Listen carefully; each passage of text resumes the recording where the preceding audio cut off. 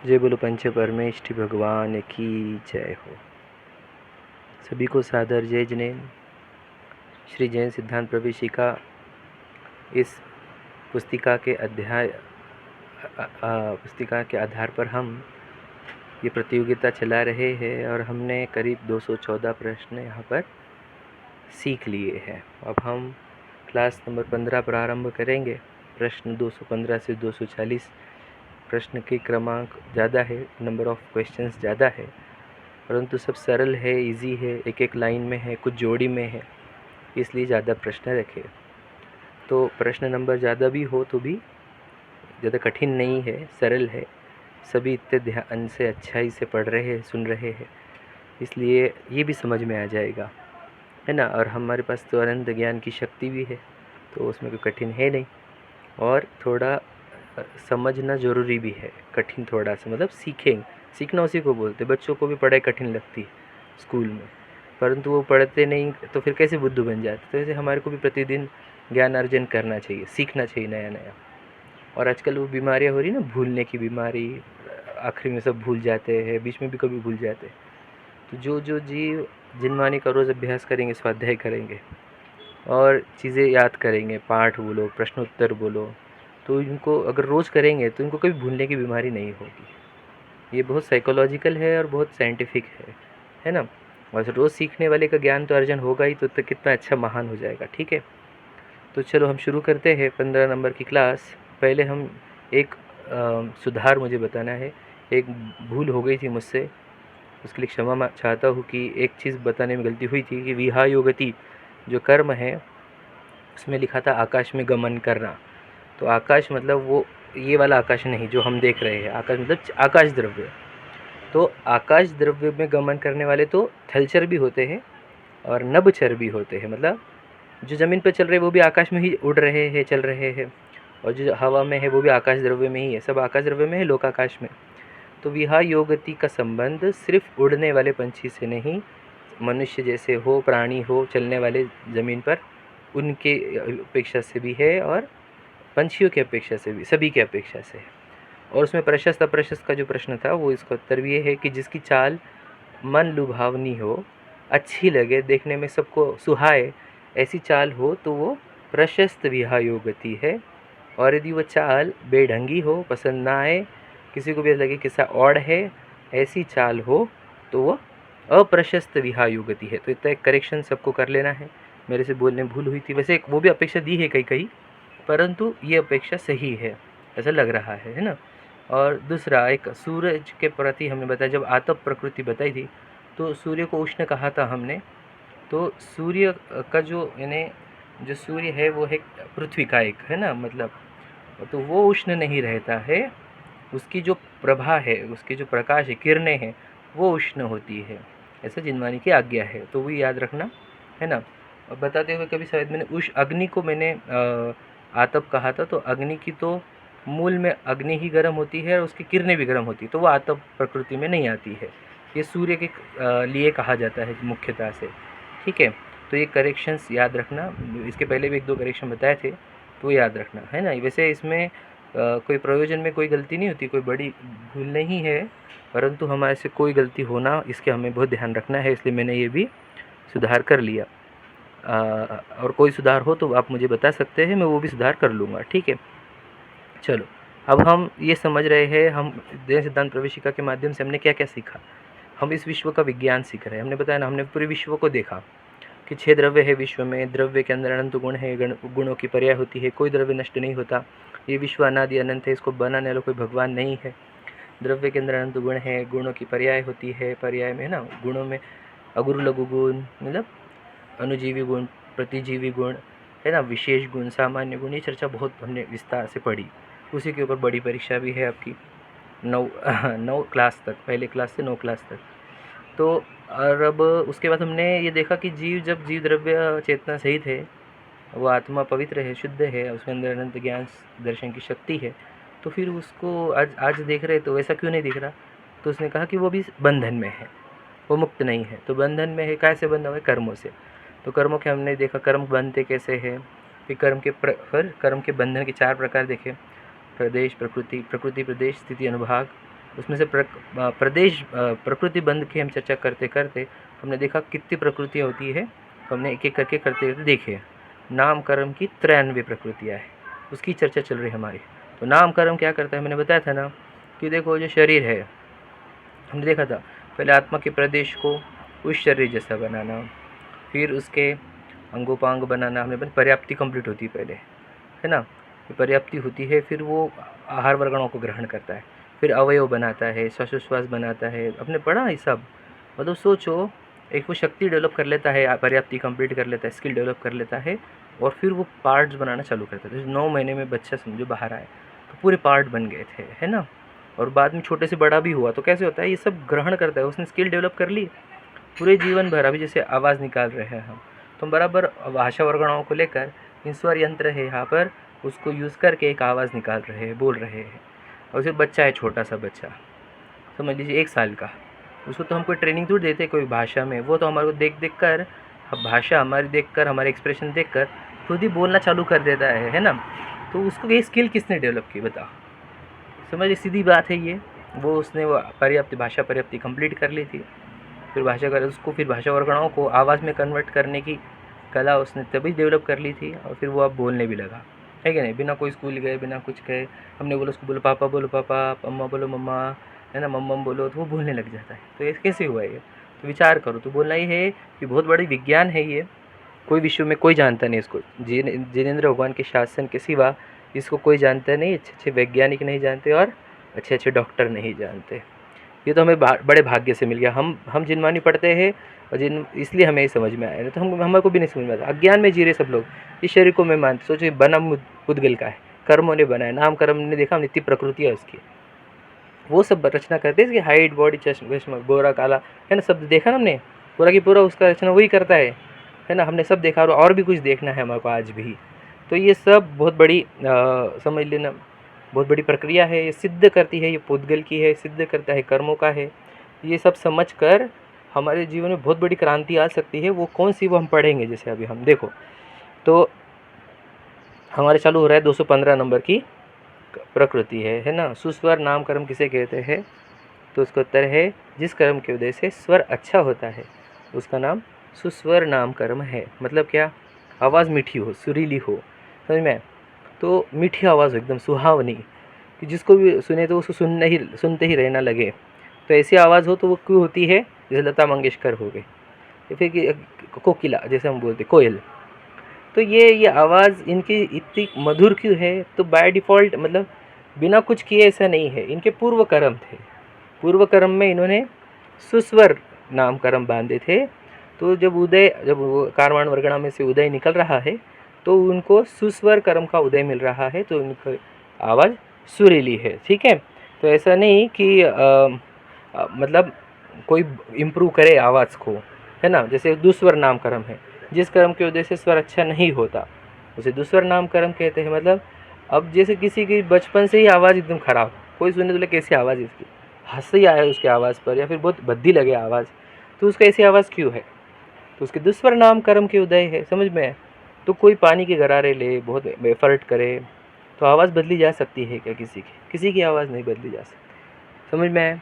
तो ये आवाज़ में भी जब कर्म कर रहे हैं इंटरफेयर, या फिर कर्मों का ही पूरा सेट है वो आवाज़ भी, तो सोचो कि कर्मों का खेल कितना बड़ा है, और उसकी आवाज़, उस आवाज़ पे हमारे को प्रेम है। हमको तो शरीर से ही प्रेम है वैसे तो, पर आवाज़ भी मेरी आवाज़, अरे आपकी आवाज़ कहाँ है ये, आपको पता नहीं होगा। भाषा वर्गणा होती है, स्वर यंत्र को यूज़ कर वो हम फेंक रहे हैं। हमने बताया पुद्गल को टच करते आवाज़ क्रिएट होती है, बताई थी आपको। ये आवाज़ अपनी है नहीं, परंतु हम मानते हैं। तो देख लो, फिर तुझे याद रखना, तो फिर तुझे दुस्वर कर्म भी आएंगे उदय में, और फिर तेरी आवाज़ वो सबको पसंद आएगी, ज़रूरी नहीं है। तो सुस्वर और दुस्वर 2 नाम कर्म के उदय है, समझाया हमने। ठीक है, आगे देख लो, 217 चल रहा है ना हमारा। हाँ, जिस कर्म के उदय से कांतिमान शरीर उत्पन्न होता है उसे आदेय नाम कर्म कहते हैं। मतलब क्या, जिसके चेहरे पर तेज हो, समझ में, हमने तेजस वर्गणा के टाइम पे बताया था, या कांतिमान शरीर हो, समझ में। तो कांति मतलब वही तेज प्रकार का, मतलब ऐसा कि जो बहुत अच्छा लगे, देखता ही रहना लगे, इस प्रकार का। वैसे हमने वहाँ पे भी देखा था आधे अनाधे में, है ना, तो नहीं, कौन सी इसमें शुभ और अशुभ में, शुभ कर्म नाम कर्म, तो वहाँ पे तो सुंदर अवयव थे, लेकिन कांति जो आई वो आधे नाम कर्म से आई। तो ये जो कांति आई वो कोई कॉस्मेटिक से आई क्या? ये जो कॉस्मेटिक्स यूज़ करते हैं, है ना, और कितने प्राणियों को मारते हैं तो भी सुंदरता नहीं आती। गंदी चीज़ें लेकिन केमिकल्स पोतते हैं चेहरे पर, और बिना मेकअप वाला चेहरा अगर देखोगे तो डर जाओगे उनसे, इतने तो ख़राब लोग हैं। लेकिन वो झूठे झूठे कॉस्मेटिक लगा कर तो भी इतने सुंदर नहीं दिखते, सिर्फ कैमरा पे सुंदर दिखते हैं। और भी बहुत सारे फ़िल्टर लगाए जाते हैं, बहुत सारी एडिटिंग होती है, तब कोई सुंदर दिखता है। कोई ऐसे नेचुरल सुंदर तो है नहीं, क्योंकि उसको वैसा नाम कर्म चाहिए ना, कौन सा आधे नाम कर्म चाहिए। तो कांतिमान शरीर रहता है मुनिराजों का, जैसे बताया, या मोक्ष मार्ग में बढ़ने वाले जीवों का ऐसा कांतिमान शरीर हो ही जाता है, क्योंकि पुण्य के उदय होते हैं उनके, समझ में। परंतु वो शरीर की कांति अपनी नहीं, याद रखना, मतलब बोलना ही है, वो भी नाम कर्म के पुण्य प्रकृति में आता है, हम पढ़ेंगे नीचे। तो वो हो गया आधे, उससे अपोजिट हो गया अनादे नाम कर्म, जिस कर्म के उदय से कांतिमान शरीर नहीं होता, समझ में। तो फिर वो तुम कितना भी कुछ भी कर लो, लिपापोती करो, कितनी भी मेकअप करो, किट लगाओ, फेशियल करो, आदि आदि जो भी करना है, तुम्हारे वो कांति आएगी नहीं, क्योंकि तुम्हारे वो नाम कर्म के उदय नहीं है। तुमने अनादे प्रकृति बांधी है नाम कर्म की, तो तुम्हारे को वैसे ही उदय आएंगे, समझ में। वो कांतिमान शरीर होगा ही नहीं, तुम्हारे को वो सुंदर चेहरा बोले कांतिमान चेहरा नहीं प्राप्त होगा, शरीर भी कांतिमान नहीं होगा, ठीक है। तो ये हमारा 2 हो गया। अब 218 पर हो गया, 218 हो गया। 219 पर क्या है, देखो, यश कीर्ति नाम कर्म। नाम क्या है, यश और कीर्ति, समझ में। जिस कर्म के उदय से संसार में जीव की प्रशंसा होती है उसे यश कीर्ति नाम कर्म उदय कहते हैं। मतलब क्या, यश मतलब सक्सेस, कीर्ति मतलब फेम, समझ रहे क्या नहीं। दोनों भी किसके ऊपर है, कर्मों के ऊपर। मतलब सोचो मेरा कितना सक्सेस होगा और मेरी कितनी फेम होगी, मैं फेमस कितना होऊंगा मैं, ये भी नाम कर्म डिसाइड कर रहा है। ये आपके और मेरे ऊपर कुछ नहीं है इसके अंदर, ये पुराने नाम कर्म जो है हमारे बांधे हुए वो डिसाइड करते। हम देखते भी है, देखो कोई व्यक्ति ना बुरा काम करे तो भी उसकी प्रशंसा होती जाती है, कोई बिल्कुल काम नहीं कर रहा है तो भी उसकी प्रशंसा होती है, बहुत काम करते हैं, समझ में आया क्या। तो क्योंकि उसने पूर्व में अच्छे भाव करे होंगे, आप समझे क्या नहीं, दूसरों की प्रशंसा की होंगी, जितेंद्र भगवान की स्तुति करी होंगी, आदि आदि से बहुत सारे कारण हो सकते हैं, तो उसको यशस नाम कीर्ति का उदय होता है, समझ में आया क्या। तो उसको यश भी मिलते जाता है और उसकी और कीर्ति भी फैलती जाती है।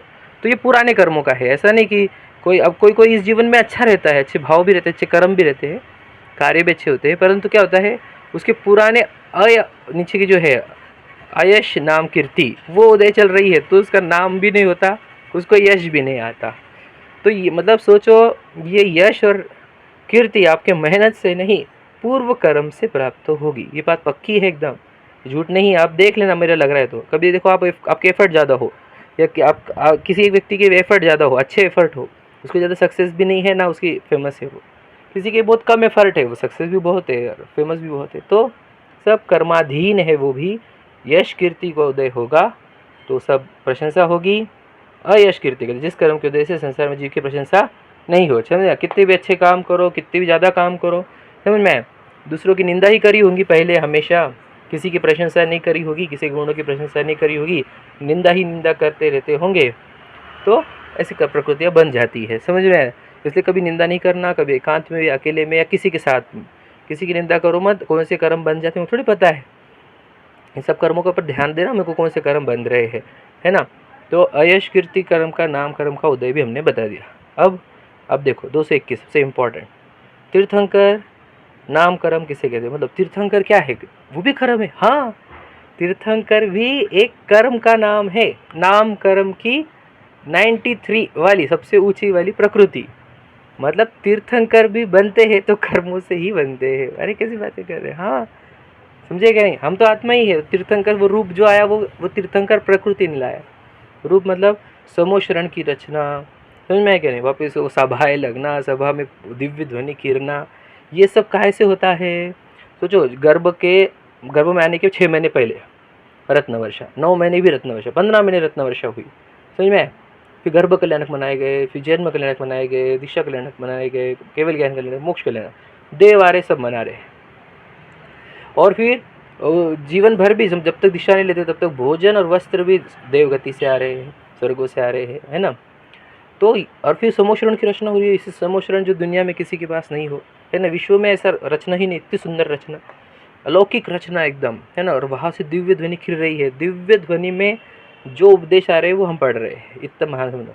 ये दिव्य ध्वनि के करतार कौन है? तो तीर्थंकर परमात्मा है। उनसे ही इस विश्व में सुख शांति का मार्ग खुलता है, ये ज्ञान उनसे ही प्राप्त होता है। पूरी दुनिया भ्रम में और अज्ञान में मर रही है। आपको बोल नहीं सकता मैं कितना भ्रम और अज्ञान है विश्व में।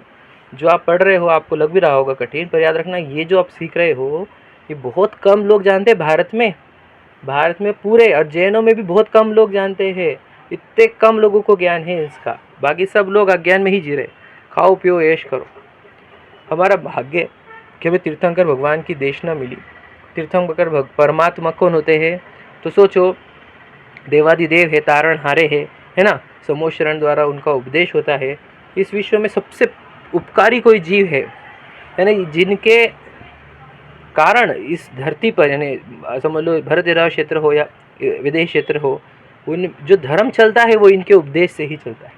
तो धर्म चलता है मतलब शासन चलता है, ऐसा भी जैसे भगवान महावीर का शासन, उनसे ही। अगर वो शासन नहीं चलता तो आज हम नहीं समझते, आप और मैं कुछ भी समझते नहीं। इसलिए उनका शासन चल रहा है। शासन मतलब उनके वचन कहा है जिनवानी। तो जिनवानी जब तक है, शासन जब तक है, तब तक हम सुखी होने का मार्ग, मुक्त होने का मार्ग, जन्म मरण का नाश करने का मार्ग सीख सकते। ये शासन का अभाव हो जाता है पंचम काल के अंत में तो खत्म, सुखी होने का मार्ग खत्म, समझ में। तो तीर्थंकर परमात्मा सबसे महान, लेकिन वो भी नाम कर्म की प्रकृति है, मतलब वो भी पुण्य प्रकृति है। जब जीव क्या करता है? 16 कारण भावना भाता है। ये 16 कारण भावना तब जानते हैं, दर्श विशुद्धि, विषय विनय संपन्नता आदि आदि सब जानते हैं आप। तो देखो, दर्श विशुद्धि धरे जो कोई, समझ रहे, ता को आवागमन न हो, ऐसा मान लीजिए। दर्शन मतलब जिसकी श्रद्धा सम्यक हो जाए, जो अपने आप को आत्मा मानता है, ये जानता है कि मैं कर्मों से बंधा हूँ, दर्शन विशुद्धि हो गई इसकी। और फिर उसके बाकी 15 भी है, लेकिन मैं मेन बता रहा हूँ। फिर उसको भावना होती है, अरे इतने जीव जन्म मरण कर रहे हैं मेरे जैसे, इतने जीवों का इतना बुरा होता है संसार में, इन सब जीवों का कल्याण हो, इन सबको सच्चाई मालूम पड़े, ये महान चैतन्य तत्व अपना भगवान जैसा, उसकी सबको खबर हो, मैं एक परिपूर्ण वस्तु हूँ, है ना, हम जीव द्रव्य है, ये सबको पता चले।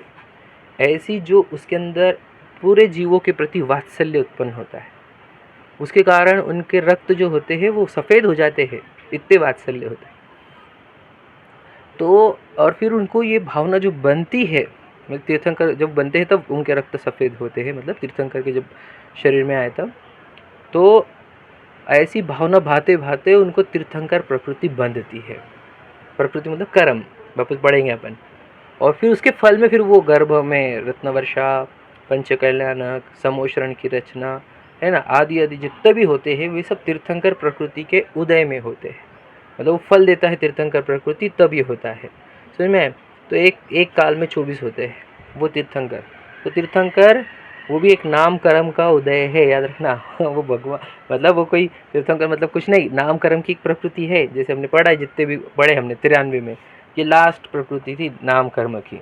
तो समझ लो इस प्रकार नाम के अंदर देखो, नाम कर्म क्या करता है, मैंने आपको बताया था, शरीर की रचना। चित्रकार है वो, बढ़िया चित्रकार है। सोचो वो अपना जीव जिसने भाव खोटे करे, उसका पृथ्वी का एक, अग्नि का एक, जल का एक, वायु का एक, वनस्पति का एक, ऐसे चित्र भी बना सकता है, मतलब ऐसे शरीर दे सकता है। या निगो दिया, एक शरीर में अनंतों को बैठा दो, समझे ना, ऐसे चित्र भी बना सकता है। 2 इंद्रिय के चित्र, 3 इंद्रिय के चित्र, मतलब शरीर बना सकता है ऐसे। 4 इंद्रिय, 5 इंद्रिय, देव के नार की कैसे चित्र बना सकता है, मतलब ऐसे शरीर बना सकता है। और तीर्थंकर का भी चित्र बना सकता है वो हमारे बाहर। मेरे भावना अच्छी भाई, मान के चलो एग्जाम्पल, मैं भावना भाता हूँ तीर्थंकर, 16 कारण भावना मैंने अच्छे से भावना प्योरिटी से भाई, तीर्थंकर बनने के लिए नहीं, बस सब जीवों का कल्याण हो इसी भावना भाता रहा। और समझ लो तीर्थंकर प्रकृति बंध गई तो वो मेरे लिए भी एक चित्र बनाएगा, तीर्थंकर प्रकृति मतलब तीर्थंकर शरीर का चित्र बनाएगा। तो ये नाम कर्म ही चित्रकार पूरी रचना वो देख लेता है, मतलब बॉडी से रिलेटेड सब कुछ किसका काम है, नाम कर्म का पूरा। मतलब तुम्हें गर्भ आए ना, तुम कुछ करना नहीं, वो पर्याप्ति जमा होती है, फिर बॉडी बनती है, बाहर निकल जाता है, फिर बढ़ता है, सब चीज़ें मिलती रहती है, होते रहता है, सब वो उसके नाम कर्म का खेल।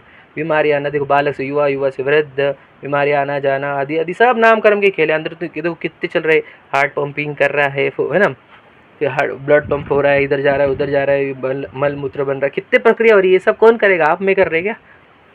सब नाम कर्म का खेल है, उसके अनुसार होते रहता है। समझ लीजिए ये हमारा है नहीं। समझ में आया?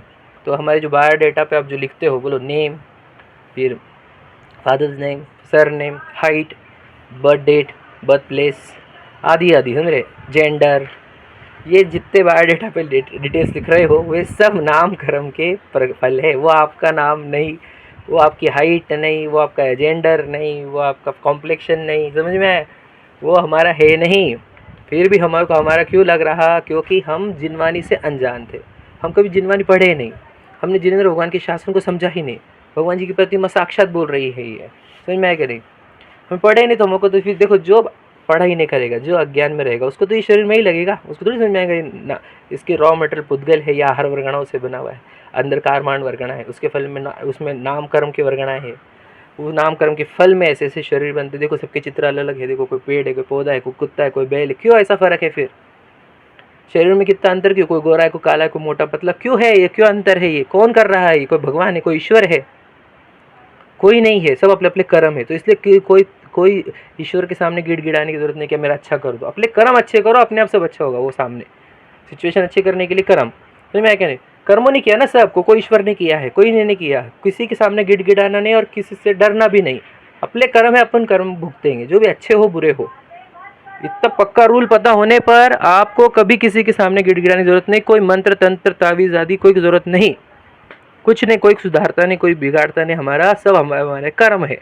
अपने कर्म सिवाय जीव को कोई न फल देता कुछ भी, पर देता है यह विचार तज, स्थिर हो छोड़ प्रमादी बुद्धि। समझ में आएगा नहीं? है ना? अपने अपने कर्म और कोई कुछ नहीं। समझ में आ गया? तो मेरे साथ ये क्यों हुआ, वो क्यों हुआ, ये क्यों हुआ, वो क्यों हुआ, सबका उत्तर एक ही है, कर्म। ऐसा क्यों वैसा क्यों, इन सबका उत्तर एक है, कर्म। समझ में आने पर कितने रिलैक्स होते हैं हम। तो कि अब कोई मेरे साथ जानबूझ के कोई मेरे को कर नहीं कर रहा, मेरा ये कर रहा, मेरा बुरा कर रहा, कोई भाषा वो कर रहा, कोई ये कर रहा, कुछ नहीं करते। हमारे उदय चलते हैं, हमारे उदय के अनुसार चालू चलेगा।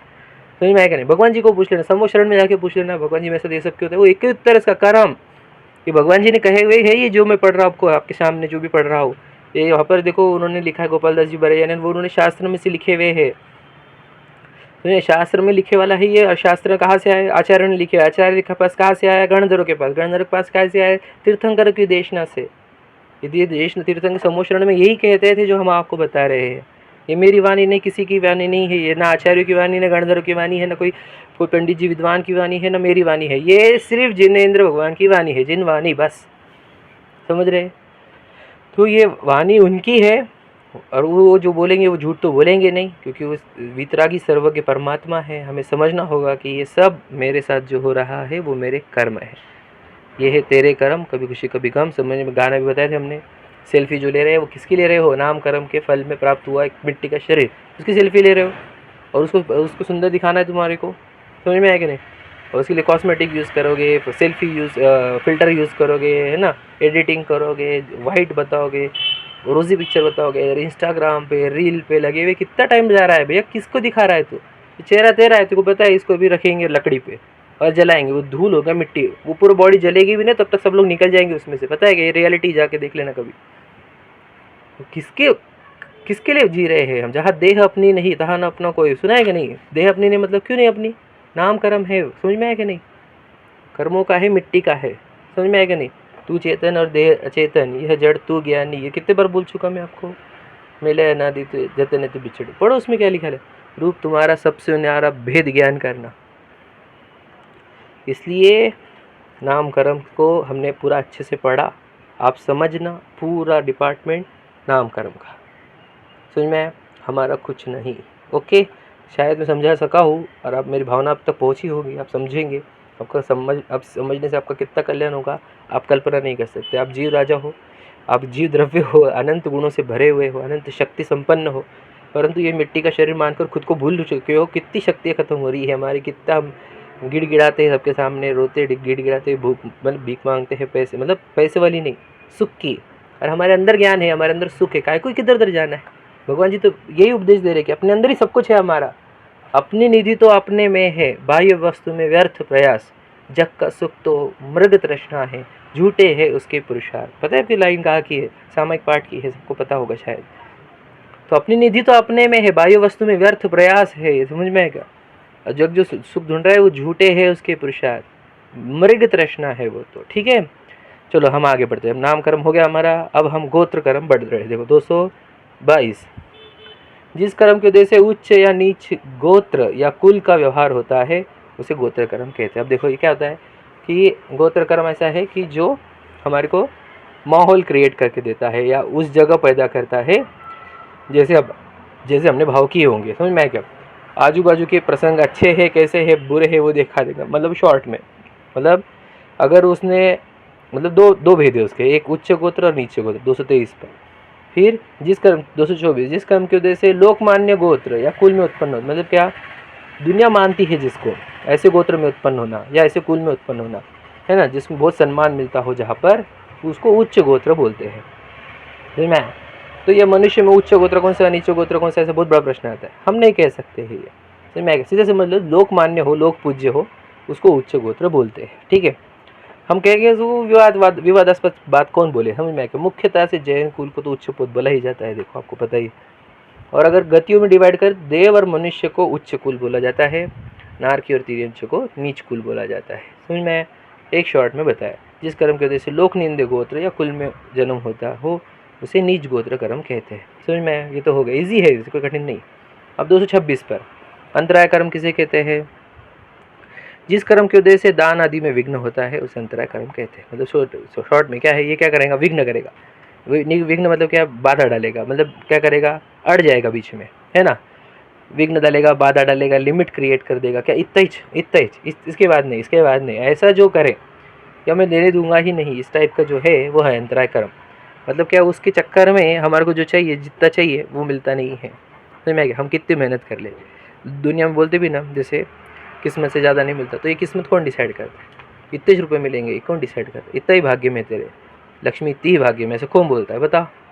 ये सब अंतराय कर्म है, जिसके जितने अंतराय कर्म है उतना उसको नहीं मिलता है, और अंतराय कर्म जितने बच गए, मतलब जितना उसने फल नहीं दिया उतना ही मिलता है।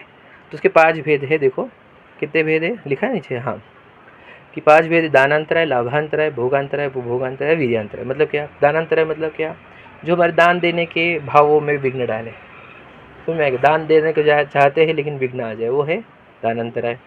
फिर लाभांतराय, लाभ होने वाला था, प्रॉफिट होने वाला था, बीच में कोई अड़ गया, समझ में आएगा? तो व्यक्ति नहीं, कर्म अड़ते, कर्म रोकते हैं उसको, समझ में आएगा? तो वो होते लाभांतराय। भोगांतराय, हम भोग करना चाह रहे थे, कोई बीच में आ गया, कोई व्यक्ति आ गया या नहीं हो पाया भोग, तो भोगांतराय। उपभोग करना चाह रहे थे, नहीं हो पाया, किसी कारणवश, कोई भी कारण आया, वो किसके कारण हो रहा है? अंदर वाले, बाहर से लड़ना नहीं कि तुमने क्यों किया, वो क्यों किया, क्यों मेरे को करना था, मुझे करना था, ये वाला करना था, वो वाला करना, तुम्हारे कोई व्यक्ति नहीं अड़ता है, उसके कारण हो, किसी के कारण नहीं। इधर अंतराय कर्म वो रोकता है। तो ये लाभांतराय में जो है, मतलब उसमें कितना पैसे का प्रॉफिट कितना होगा तुझे, वो लाभांतराय कर्म के अनुसार होता है। हमारे हाथ में नहीं है, समझ में? ध्यान सुन लेना। और एक वीर्यांतराय मतलब शक्ति, वीर्य मतलब शक्ति, की शक्ति का हमें कितनी शक्ति मिलेगी, तो ये हमारे, याद रखना, वीर्यांतराय का उदय है ज़्यादा तो हमें को शक्ति कम होती है, वीर्यांतराय का उदय घटा तो हमें को शक्ति बहुत मिलती है।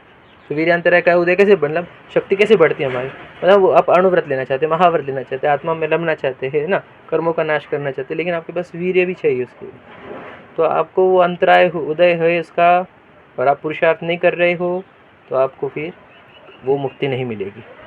पुरुषार्थ करेंगे, फिर अंतराय ढीला होगा, वीर्यांतराय, तो आपको केवल ज्ञान होगा, और उसी के साथ अनंत वीर्य भी होगा। अनंत चतुष्टय में होता है अनंत वीर्य, तो ये वीर्य अंतराय है, मतलब उस वीर्य के ऊपर, शक्ति के ऊपर बाधा डालने वाला। इस प्रकार शॉर्ट में बताए हैं मैंने, ज़्यादा डिटेल में उन्होंने भी लिखे नहीं है, इसलिए मैं भी नहीं बता रहा हूँ, और मेरे पास समय बहुत कम है, प्रश्न बहुत ज़्यादा है।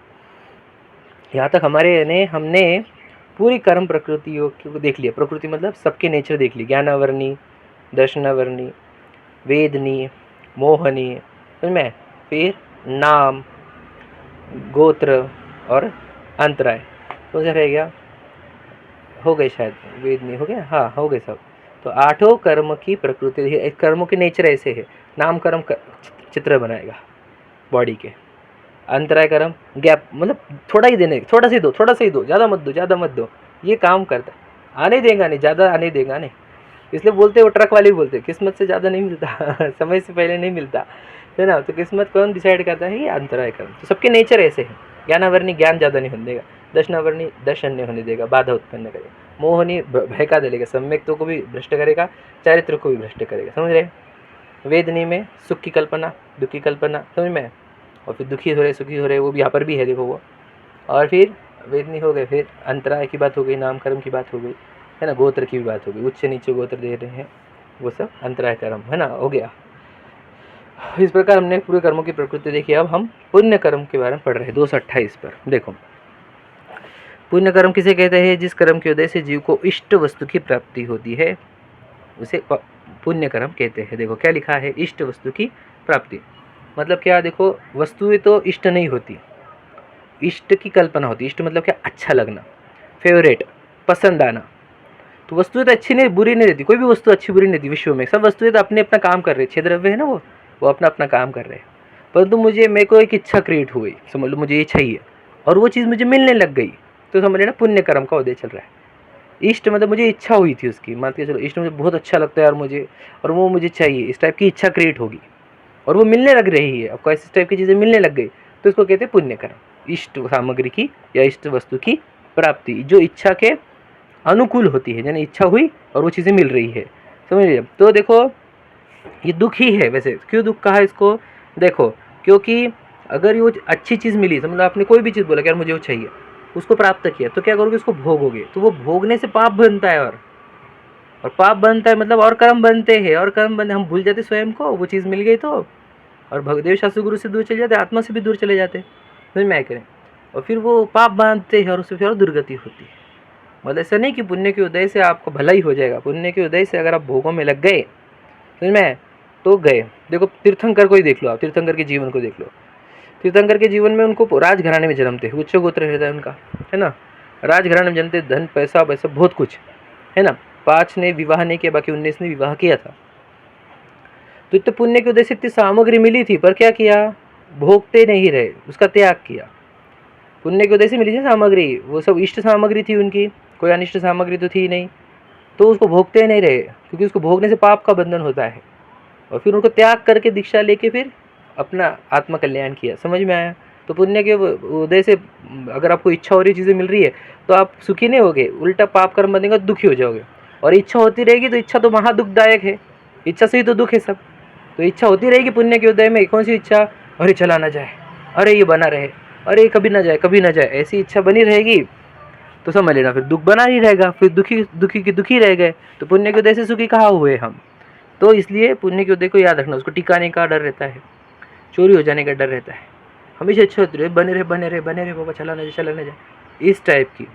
अब समझो आपको चक्रवर्ती की केस बताए। चक्रवर्ती जो होते हैं, उसमें चक्रवर्ती का रूल ऐसा है, चक्रवर्ती अगर दीक्षा ले तो सीधा मोक्ष जाता है, और चक्रवर्ती अगर दीक्षा लेकर मोक्ष नहीं गया, भोगता ही रह गया, तो 7वें नरक जाता है। विचार करो, वो चक्रवर्ती का वैभव मिला उसको, 6 खंड, 18 करोड़ घोड़े, 84 लाख हाथी, 96,000 रानियाँ मिली न पूर्व कर्म के उदय से, पुण्य कर्म के फल से।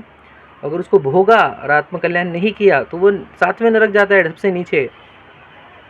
और यदि उसने दीक्षा लेकर वो भोगों को छोड़ा और आत्मकल्याण किया, तो वो मोक्ष। मतलब सोचो, इतना डेंजर, मतलब पुण्य के उदय भोगे तो पाप बनता है, ये बात याद रखना। मेरे दृष्टांत दिया आपको तीर्थंकर और चक्रवर्ती का भी, समझ में आया?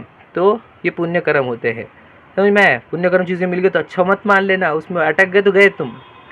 वो मिले इसलिए है, पुण्य कर्म के फल काय के लिए मिलते हैं? ताकि तुझे, जब तुझे समझ लो आत्मा समझना हो, देवशास्त्र गुरु के पास जाना हो, उनसे आत्मा सीखना हो, आत्मकल्याण सीखना हो, तो तुझे पैसे सामग्री बाधा ना पहुँचाए, तो अपना आत्मकल्याण में आगे बढ़ता रहे, इसलिए पुण्य कर्म के उदय मिलते हैं। याद रखना मेरी बात।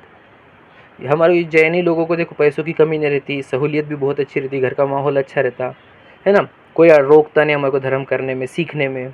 तो ये काहे के लिए मिला? इतनी अच्छी फैसिलिटीज़ लाई कैसे क्या आपने, है ना। कितने लोगों को देखो कुछ भी नहीं है ये सब। अब मनुष्य को देखो, तिर्यंचों को देखो, नारकियों की दशा देखो, कुछ नहीं इनके पास, कितना भी ट्राई करे तो धर्म नहीं सीख सकते, आत्मा नहीं समझ सकते, देवशास्त्र गुरु के निकट जाके आराम से बैठ नहीं सकते, सुन नहीं सकते। समझ में आया कि नहीं? हमें भाग्य मिला है तो इसका दुरुपयोग नहीं करना चाहिए, हमने इससे आत्मकल्याण कर लेना चाहिए अपना। नहीं तो ये अवसर गया, हमने बताया परोल पे निकले थोड़े दिन के लिए, त्रस पर गई निगोद। समझ में आया कि नहीं? स्थावर या फिर निगोद, मुख्यतः से निगोद, है ना। कोई प्रश्न पूछ रहे थे मुझे बार बार, ये आपने निगोद को परमानेंट स्टेशन कैसे कहा? मैंने बताया आपको कि जीव एक तो निगोद में रहता है या मोक्ष में रहता है। अब बोले निगोद से निकला, अरे नित्य निगोद से निकला है, ईतर निगोद में चला जाता है बाद में। ये नित्य निगोद ईतर निगोद बाद में समझाऊंगा, समझ रहे आप? तो पुण्य कर्म के उदय मतलब बहुत अच्छी चीज़ नहीं है, उसमें अगर अटक गए तुम तो बर्बाद हुए फिर, समझ में आया? क्योंकि हमने पुण्य कर्म के फल अभी तक भी बहुत प्राप्त किए हैं। तो इस प्रकार पुण्य कर्म बताया। पुण्य कर्म वही अच्छा है जो धर्म में लगाए, जो धर्म में निमित्त बने, हमारे जो आत्मकल्याण में निमित्त बने, वही पुण्य कर्म अच्छा है, मतलब वो सार्थक हुआ। अगर वो पुण्य कर्म हमारे को भोगों में लगाकर चार गति में भटका रहे तो पुण्य कर्म क्या फायदा उनका, वो समझ में आया कि नहीं? इसलिए पुण्य कर्म को सार्थक करो, पुण्य कर्म से मिला अच्छे संयोग मिले हैं, आत्मकल्याण के मार्ग में आगे बढ़ो, ये समझाना है, खुद को पहचानो।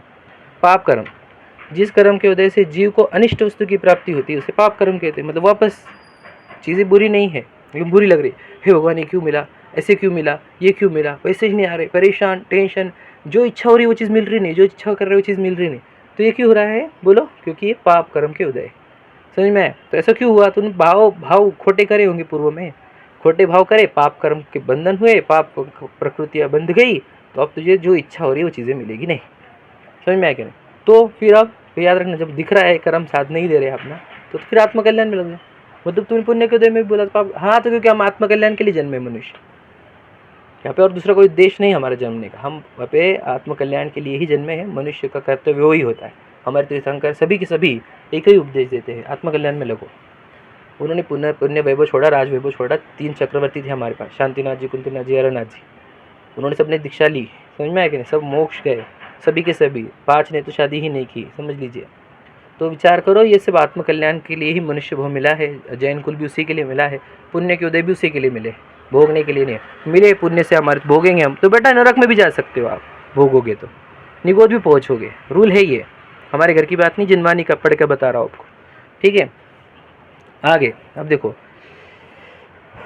अब आपके आगे अपन पुण्य पाप कर्म अपने हो गए। अब अपन आ रहे हैं घाती कर्म 230, ठीक है? देखो क्या लिखा है, जिस कर्म के जो कर्म जीव के ज्ञान आदि अनुजीवी गुणों को घातते हैं उन्हें घाती कर्म कहते हैं। देखो अपन ने जब कर्म की प्रकृति पढ़ने चली तब घाती अगति डिवाइड नहीं किया, सिर्फ इतना प्रकृतियों का नेचर समझा। अब समझ ले घाती किसको कहते हैं? जो अनुजीवी गुण को घाते उसको कहते हैं घाती कर्म। समझ ज्ञान, देखो हमने बताया था कि अनुजीवी गुण मतलब जो पूरी तरह घात नहीं होते, थोड़ा सा उदय रहता है उनका, समझ में? थोड़ा पर्याय में थोड़ी पर्याय आती है उसकी। तो ज्ञान, दर्शन, सुख, वीर्य, सम्यक्त्व आदि बताए थे ना, तो याद करना। तो इन गुण को जो घातते हैं तो वो हो गए कौन से? घातिया कर्म। तो कौन से? ज्ञानावरण, ज्ञान गुण, दर्शनावरण, मोहनी चारित्र गुण को, श्रद्धा गुण को, सम्यक्त्व गुण को, समझ में? और अंतराय, समझ रहे? तो वीर्य आदि गुण जो है हमारे, ये हो गए हमारे अनुजीवी गुण। इनको जो घातते हैं वे घातीय कर्म। और अघाती कर्म मतलब क्या? जो जीव के ज्ञान आदि अनुजीवी गुण को नहीं घातते, नहीं घातते। क्यों? तो अघाती है ना, तो इसलिए नई परिभाषा क्या है इसकी? नहीं घातते। किसको? अनुजीवी गुण को। लेकिन प्रतिजीवन को गुण को घातते हैं वो, प्रतिजीवी गुण को, समझ में? लेकिन अनुजीवी गुण को नहीं घातते ना, इसलिए उनको अघाती नाम कहा गया। तो ज्ञान को, दर्शन को, सुख को, वीर्य को आदि को नहीं घातते वे। वो क्या करते हैं? तो वो बोला जाता है हम क्या कि उन्होंने घाता किसको? तो हमारे समझ लो सूक्ष्मत्व गुण को, अवगाहनत्व गुण को, इस प्रकार से। तो अनुजीवी गुण को नहीं घातते, इस अपेक्षा से उनको अघाती कर्म कहा गया। लॉजिक समझना अब। अब बोले वो भी तो घातते नहीं, लेकिन वो हमारे गुणों को, मतलब मूल गुण जो हमारे अनुजीवी गुण है उनको नहीं घातते, समझ रहे? इस प्रकार से उसका नाम डिवाइड हुआ। अब 232 पर देखो क्या कहा है। अनुजीव, देखो क्या लिखा है, सर्वघाती कर्म, जो कर्म जीव के अनुजीवी गुणों को पूर्णतया घातते हैं उन्हें सर्वघाती कर्म कहते हैं। मतलब क्या? देखो नाम ही उसका सर्व, मतलब क्या करेंगे? अनुजीवी गुण को पूरी तरह जो डैमेज करे, पूरी टोटल डिस्ट्रक्शन करे, तो उसको कहेंगे सर्वघाती कर्म। या दूसरा नाम भी उसको सर्वघाती प्रकृति। तो कर्म और प्रकृति ये शब्द हमेशा इंटरचेंजेबली यूज होंगे, ये पहले भी बताया था, याद रखना। तो क्या सर्वघाती कर्म कहो या सर्वघाती प्रकृति कहो, समझ में? नेचर उसका सर्व पूरी तरह डैमेज करना, नाम ही उसका सर्वघाती। तो किसको करेगा? अनुजीवी गुण को पूर्णतः डैमेज करने वाले कर्म को कहेंगे सर्वघाती। और वापस देशघाती का नाम कैसे? जैसे सकल चारित्र और देश चारित्र था ना, वैसे ही यहाँ पर भी सर्वघाती कर्म के बाद देशघाती कर्म, जो कर्म जीव के अनुजीवी गुण को एक देश में थोड़ा घातते हैं।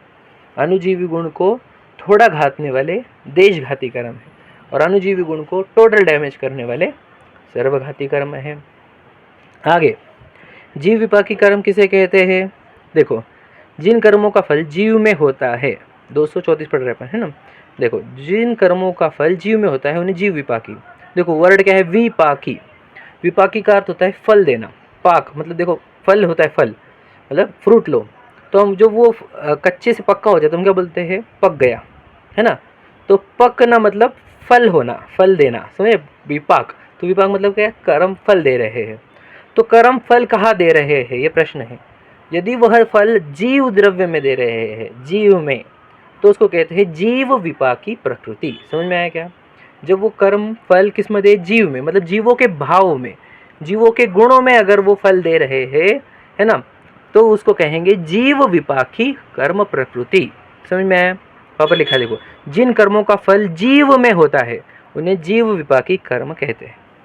और पुद्गल विपाकी कर्म किसे कहते हैं, जिन कर्मों का फल पौद्गलिक शरीर में, मतलब क्या, जीव को फल नहीं दे रहा, बॉडी को, मतलब पुद्गल शरीर में, मतलब अब कलर बनाया है, कलर बनाने से मेरे अंदर भाव में कोई चेंज आया क्या? नहीं। तो मेरे भावों को डैमेज नहीं किया, बाहर के बॉडी बनाई उसने, कभी पुरुष की बनाई, स्त्री की बनाई, सुंदर बनाई, कुरूप बनाई, आदि आदि आदि, समझ लीजिए ऐसा। जिसका फल कहाँ दे रहा है, वो बॉडी में, पुद्गल में दे रहा है, तो उसको कहते हैं पुद्गल विपाकी कर्म। किस में फल दिया, पुद्गलों में फल दिया, हमारे में नहीं दिया। समझ में? तो जिन कर्मों का फल पुद्गल शरीर आदि में होता है उन्हें पुद्गल विपाकी कर्म कहते हैं। ठीक है, आगे भव विपाकी कर्म किसे कहते हैं? देखो, जिन कर्मों के फल से जीव नरक आदि भवों में रुकता है उन्हें भव विपाकी कर्म कहते हैं। मतलब क्या, जिनके, मतलब क्या, जो कर्म के फल हमारे को एक भव जितने ही मिलते हैं, मतलब इस भव में है जब तक उतने ही मिलेंगे, समझ में, उसके बाद नहीं मिलेंगे, तो उसको कहते हैं, वो लिखा क्या है, फल से, लिखा वर्ड है कर्मों के फल से जीव नरक आदि भवों में रुकता है, मतलब भव विपाकी का उदय चलेगा तो वो जीव वो भव में रहता है, इस प्रकार से भी बोला जा सकता है। उन्हें भव विपाकी, मतलब समझ में, उस भव पूर्ता ही फल देने वाले, उस भव मतलब नरकों में ही वो फल मिलेंगे, वो देवों में, मनुष्य में, नारकी, तिर्यंश में नहीं मिलेंगे, तो वो हो गए भव विपाकी कर्म। ठीक है, अब क्षेत्र विपाकी, जिन कर्मों के फल से विग्रह गति में जीव का आकार पूर्व भव के समान रहता है उन्हें क्षेत्र विपाकी कर्म कहते हैं। ऐसा पढ़ा था पुण्य, कहा वो नाम कर्म में ही पढ़ा था पुण्य, क्या, अनुपूर्वी।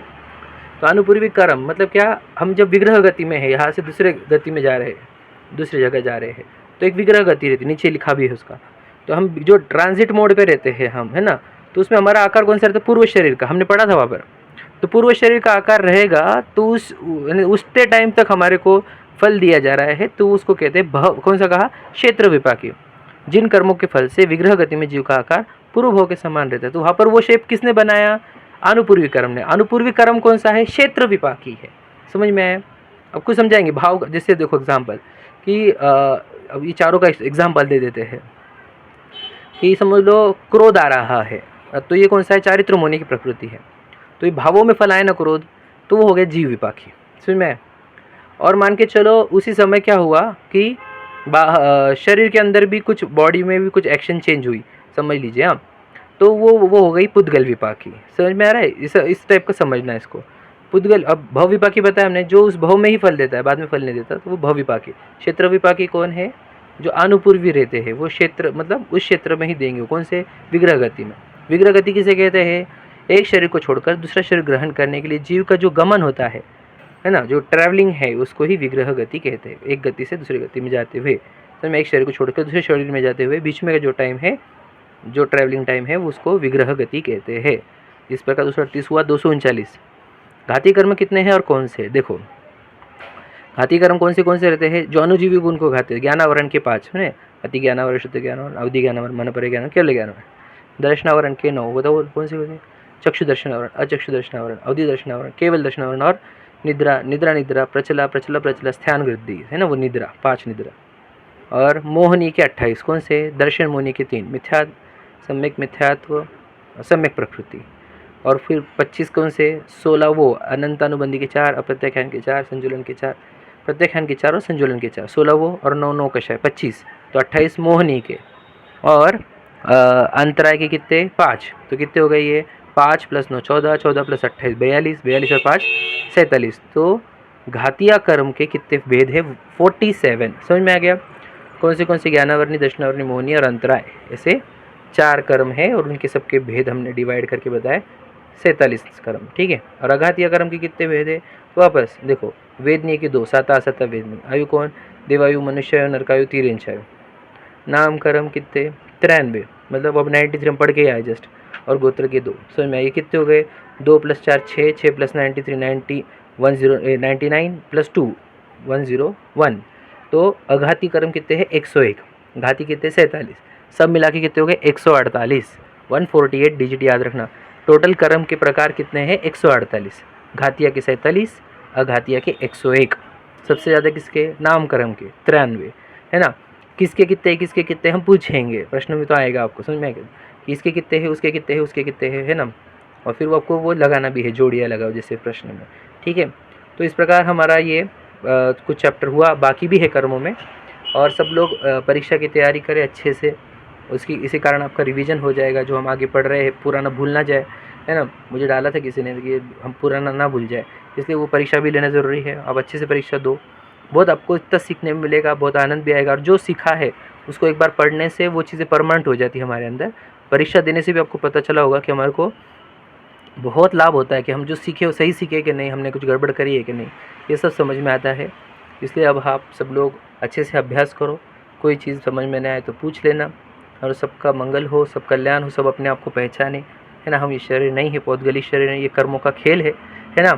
कर्म भव विकट वन में, बोलो कर्म बैरी ज्ञान धन मेरो हरि, लाइन है कि नहीं? प्रभु पतित पावन की लाइन बोल रहे हैं ना हम।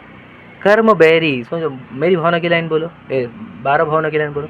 बताया था हमने कि मोहनिध के जोर जगवासी घूमे सदा, कर्म चोर चहु और सर्वस लूटे सुध नहीं। हमारे सुध ही नहीं है, हमारा सब लूट रहा है, हमारे पूरे गुण लूट रहे जा रहे हैं, हमारी सब शक्तियाँ लूटी जा रही है, हमारे को सुध ही नहीं है, ठीक है। तो कर्मों के जंजाल से बाहर आओ, खुद को पहचानो। हम जीत रहे अनंत गुणों से भरे हुए, अनंत शक्ति से भरे हुए, हमारे अंदर कोई कमी नहीं है। हमारा सुख, हमारा ज्ञान सब अपने अंदर है। अपने को पहचानो, यही तीर्थंकर भगवान की प्रतिमा का उपदेश है। सब लोग इसको समझे, सबका मंगल हो। जय जिनेंद्र।